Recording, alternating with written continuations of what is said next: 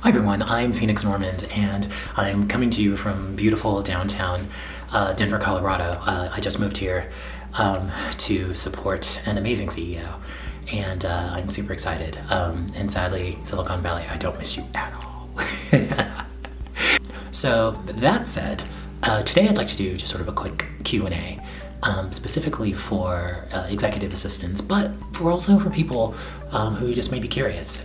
I think a lot of the questions that I'm going to be answering today, just sort of hearing kind of what we go through and some of the sort of uncomfortable conversations that we need to have, and just sort of the perspective that we need to be in order to not only survive but to thrive in position. I think that's good for everyone. It gives people who only thought that we got coffee and donuts and scheduled travel a more comprehensive view of what we actually do, and some of the issues that arise that we actually have to talk about and hopefully resolve with forums like this. So that said, let's dive right in. First question. You're a tough customer, Phoenix. How can I develop emotional resilience?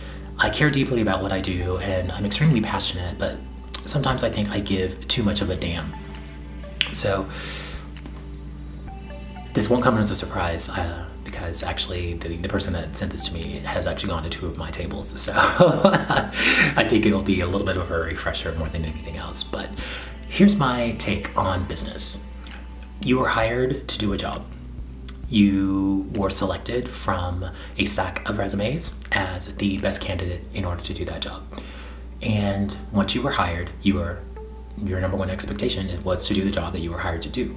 So I have an issue with emotion in business. Now, let me clarify. Yes, I think we are emotional beings by nature, but I believe that business is about facts, figures, and numbers. Period. It's about objectives and reaching those objectives in the shortest time possible. It's about amassing a team of people with individual talents that allow you in business to reach that objective in the shortest time possible. The issue that I have is when it becomes, emotional, like all of these buzzwords like, emotional resilience and emotional EQ or whatever the hell they call that these days. What exactly does emotion have to do with business? In fact, emotion stalls business, because think of it this way. Becoming emotional is an individual endeavor. It's not a collaborative effort. So when people become emotional, they singularly stop a train from actually moving down the tracks. And that's not why you were hired. You've got to keep that in mind. So I'm a big proponent of removing emotion from business. It takes practice and it takes consistency, but when I go to work, I'm always focused on the objective itself. I don't really care about too much, to be honest with you, aside from actually achieving the objective. If an expectation has been set, that's all I'm really focused on doing, and I'm trying to do it in the shortest time possible. So I admit sometimes I come across a little brusque, or I give one-word answers to things because it's like, let's go. I need to, this is the objective. That's kind of where I'm trying to get to. But can we get there? My emotions are for me. I keep them in check because I think they impede on my progress and my ability to do my job to the best of my abilities. So I try to keep emotions completely out of the equation when I work. That's something I would suggest for executive assistants specifically. I coach a lot of assistants, and I still, to this day, I still get people who get thrown by, a sort of a random comment. They turn it into like this big emotional tirade, and it was just, a thoughtless comment. That happens a lot. But you can't get thrown by things like that, especially if they're not actually helping you achieve your objective. If they're not helping business, if they're not helping you do your job, which you were hired to do and selected as the most competent and, the right candidate in order to do it. So emotional resilience, I don't buy. I'm sorry, I don't. I think resilience is a good thing, and resilience comes from preparation, being prepared, knowing clearly what your objective is, and making sure that all of your efforts are focused on achieving that objective. That's it. Emotion, leave it at home, you know? Get in, do the best work that you can do, achieve your objective as quickly as possible, then go home and be as emotional as you choose, but do not bring it to the office. I'm sorry, I'm just a big proponent of that, and it's been incredibly successful for me. All right. Okay, next question. How do you get your exec to value your one-on-one time and not let it get trumped by other business needs or distractions? This is kind of a big one for me. I'm a big believer that your one-on-one time with your executive sets the plan for your day. That's where your objectives come from. That's where your check-ins on your way to achieving your goals comes from. So when we as executive assistants, and this happens way too often, we either don't have one-on-ones with our bosses, which makes no sense to me and from a place of direction. Two, we happily reschedule our one-on-one time with our bosses because, oh, they're so busy, and oh, my stuff isn't as important as, as this, that, or the other. So here's the thing. You were hired. You're an expert at what you do. Experts don't allow themselves to get rescheduled. No expert that I've come across has ever allowed themselves to be rescheduled on a consistent basis. Not just that, but unless you know and you have set the expectation for the day, what the hell are you working toward exactly? You're making it up as you go along. The whole concept and the whole idea and really the real takeaway from those one-on-ones is alignment and expectation. So, if you're allowing yourself to not have that alignment and to not understand really what the expectations are, then you're working blindly and you're basically wasting company money and your time and your boss's time. Because in essence, once you do finally have a one-on-one, most of the stuff that you should have covered, a day or two prior, you're now just covering. And if you're the type of executive assistant like I am, people come to you with like a million questions because they aren't able to get face time of their own with the executive that you support. So it's kind of important that I'm able to have my one-on-one time so that I can actually get answers for the people that have asked me the questions so that they can continue pushing the train down the tracks. When I reschedule my time, or if a boss reschedules my time, then that means the rest of the team suffers because I'm not able to get the answers that they need in order to continue doing their job. So it's a trickle-down effect of you allowing yourself to be rescheduled. So I'm a big proponent. If you set the meeting on the calendar, keep the meeting. If your boss gets ADD and squirrel, then walk over to the door behind you, lock it, tell him or her, sit your ass down, I need these answers. And get your answers, and then you can be on your way. We don't require much time. We require maybe 15 minutes, possibly 30. We've never, in my opinion, I've never had a one-on-one with my boss that lasted an hour, unless it was my annual review, and then that's a whole other thing. But, stop allowing yourself to be rescheduled, because as a professional, you're denigrating your brand, first of all, because you're essentially telling your boss, oh, I don't matter, just whatever you choose, treat me how you please, that's not cool. As a professional, you have to set boundaries and you have to know what the hell it is that you're gonna do and what the expectation is for the day. If you don't know that, then why are you working?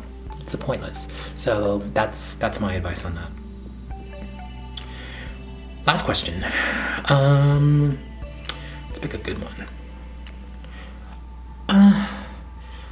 Okay. Let's use this one. How do you avoid becoming everyone's EA and everyone's dumping ground for tasks? And where is the organizational line, so to speak? As an EA, am I expected to support anyone that asks something of me, or just anyone with chief in their title? So first of all, I hate the way I hate the way that this question is actually being posed because it's not empowered. How do I avoid becoming someone's dumping ground? Are you someone's dumping ground? Do you allow people to dump on you? Like, seriously? So here's the thing, and I get this a lot with EAs. Language, people. Language. I don't allow anyone to dump, quote unquote, on me. That's not how I roll. I'm a professional. I've been at this for 26 years. You will respect my processes just like I respect yours. So here's the deal. You know, I do extra projects for people when I know for a fact that they don't impede on what my boss's objectives are and what my personal and professional objectives are. Once I know that those are set and I'm working toward those, if I have some bandwidth outside of that, then sure, I will take on other projects, etc. But you also have to, what I love to teach is you have to teach people how to treat you. So if you don't do that, then guess what? They'll make it up. Kind of simple. So I teach people, you know, here's the deal. I'm happy to help you out, but only if it doesn't impede on what I need to do. Don't come over here and just drop off this massive project for me, because you'll get it right back. And I have no issue doing that. And if you're gonna fire me for doing something, first of all, that isn't within the scope of my expectations or my workload, and because it's pulling me away from the expectations that were set with my boss, then fire me because I don't want to work there. You know, that's not how business works. Everyone, again, was hired to do a very specific job to the very best of their abilities. That's why they were hired. Executive assistants end up becoming quote unquote dumping grounds, but only because we allow it. So don't allow it. It's kind of simple. My thing is, everyone is so afraid within this role to say no. It's a new day, people, you know? We're professionals. We're experts at what we do. So no is a good word. In fact, I shoot for the no. That's kind of my objective as a professional. I shoot for the no, you know? I'll tell you no, not to stop your train, but again, it's a no if it's impeding on my own personal objectives and my professional objectives, and also the expectations of the person who I'm actually hired to support. So I'd say be a little bit more thoughtful, first of all, in the way that you phrase things. Like this question. We're not dumping grounds. If you allow yourself to be a dumping ground, that's on you. I have no sympathy for you. Sorry. You know, I feel for you, and it's something that you need to work on. And, you know, I coach, so hit me up at phoenixnorman.com. But, you know, again, you are a professional. And what I teach in Mega University is approaching your role as the CEO of your own little company within the company that you choose to join and with the boss that you choose to support. Because what that does is that gives you, it allows you to see people as a peer, as opposed to this weird hierarchical thing that allows you to feel less than. I don't really take jobs where I'm made to feel less than. And again, I actually just had a little bit of a flub there. No one makes you feel less than. It's a conscious choice of your own. So if you feel, you know, that someone is, you know, doesn't like you or doesn't respect you or is dumping on you and all of that, that's an actual self-check that you need to do for yourself. It has nothing to do with the other people. They're just basically doing and behaving within the parameters that you set. So if you haven't taught them how to treat you, guess what? They can make it up. And if you continue to allow them to sort of treat you in any way they choose to, that's on you. It's not their fault. Okay, so I hope that makes sense. Thank you all for putting up with this. This was a little bit longer than I was anticipating, but the questions are great. If I didn't get to your question this time, I'll probably hit it in the next few weeks. I plan to do these every Sunday just to sort of help people out. Feel free, if you're interested in joining one of the tables. The tables, these for the next few months are going to be fun. I'm teaching through the lens of The Devil Wears Prada. That movie is one of my very favorite, and there's so much nuance and all the subtle sort of innuendo and real life situations sort of peppered throughout that movie that we're going to talk about at each table through the end of July. So it's going to be a lot of fun. It's going to be fun, but we're going deep. Like this isn't going to be some, you know, one of these fluffy conferencey things where we just get together and, you know, brush each other's hair and tell each other bedtime stories and like that. No, we're diving in. We're talking about everything from race to you know, female empowerment to, you know, some of this Me Too movement stuff, women on women violence essentially within the ranks, what it's like to be a black gay 48-year-old executive assistant, and still thriving, 26 years into the role. All of this stuff is, especially for older assistants or even really, really new assistants who are just now, hitting the market and completely thrown for a loop by what the hell they're running into in these startups.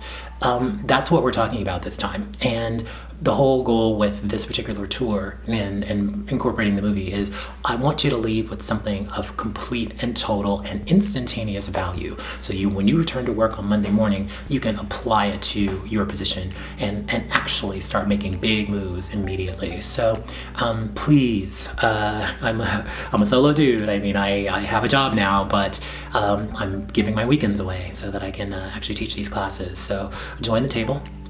It's something that you will absolutely not only enjoy, but you will take a ton away. My alums are absolutely crushing it right now, which is awesome.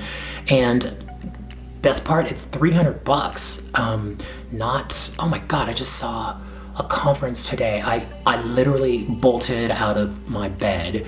It was like $1,850 and late registration fee was like $2,150. What?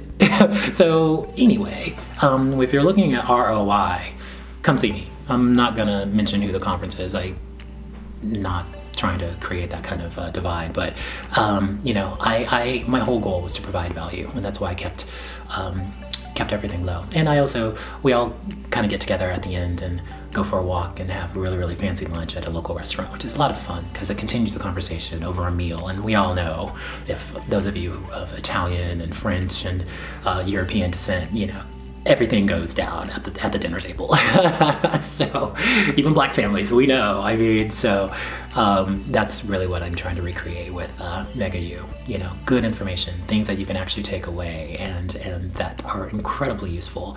But then also community, coming together with people that are just like us and have the same passions and the same issues and all of that, and doing more talking over a meal, and then coming together and staying together and staying sort of in contact after the fact. So thank you, and I will see you next Sunday.